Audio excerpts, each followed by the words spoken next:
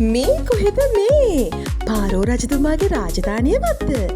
මේ තමයි ලංකාවේ කොළඹනුවර ප්‍රධාන මාර්ගයට මුහුණලා තියෙන ද පාරෝ හොටෙල් එක. රීසනබල් ප්‍රයිස් එකට ලන්ච් බුෆේ එකක් ඩිනර් බුෆේ එකක් ගන්න තියෙන හොඳම තැන. ඔන්න ඉතින් හාහා පුරා කියලා වැඩේ පටන් ගත්තේ සුක්කෝණ එකෙන්.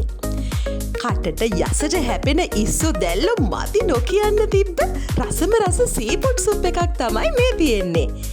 ඒ විතරක් නෙමෙයි බ්‍රෙඩ් වරයිටිස් කිහිපයක්මත් මේකේ තිබුණා.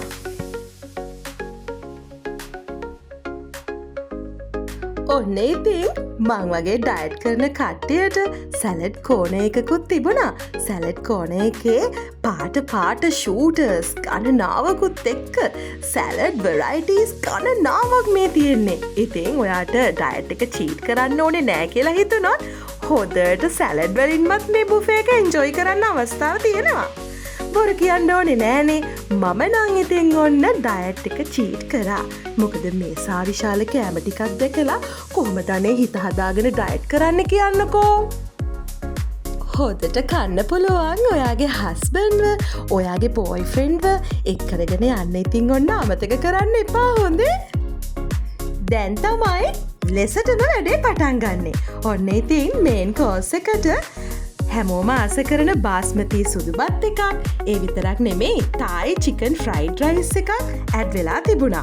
මම නම් ඉතින් සිලෙක්ට් කරේ තායි චිකන් ෆ්‍රයිඩ් රයිස් එක. අපරාධ කියන්න බෑ තායිලන්තෙ ගිහින් ඇත්තම තායි ෆ්‍රයිඩ් රයිස් කෑවට පස්සේ ලංකාවේ කාපු හොඳම තායි ෆ්‍රයිඩ් රයිස් එක. හිමිහිට පොඩ්ඩ බෙදා ගන්න ඕනේ.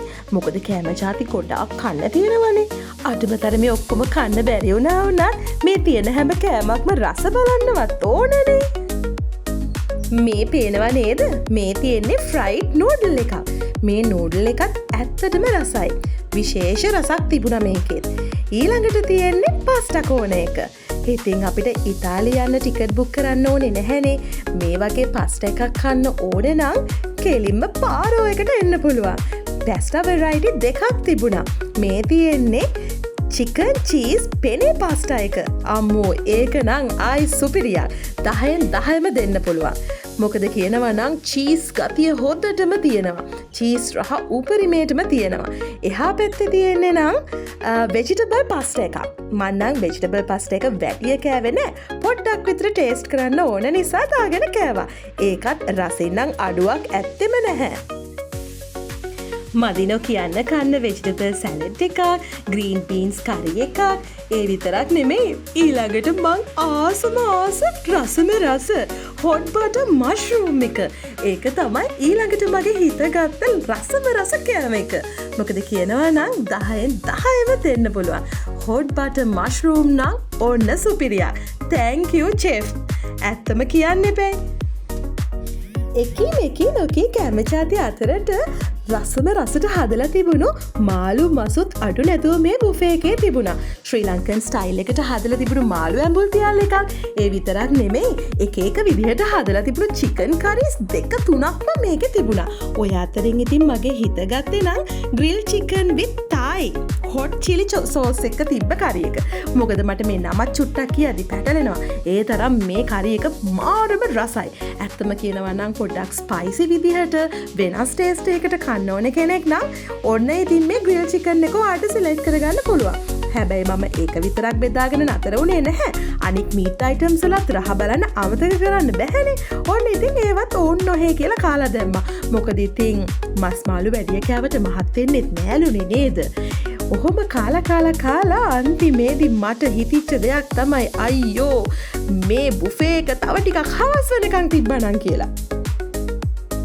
ඔයාගේ බර්ත්ඩේ එකට ඔයාගේ ගර්ල්ෆ්‍රෙන්ඩ්ගේ බොයිෆ්‍රෙන්ඩ්ගේ බර්ත්ඩේ එකට හස්බන්ඩ්ගේ වයිෆ්ගේ බර්ත්ඩේ එකට ඇනිවර්සරි එකට ඒ විතරක් නෙමෙයි ඔයාලගේ ෆැමිලි පාටි එකටත් යන්න සුපිරිම තැනක් තමයි ද පාරෝ කියලා කියන්නේ.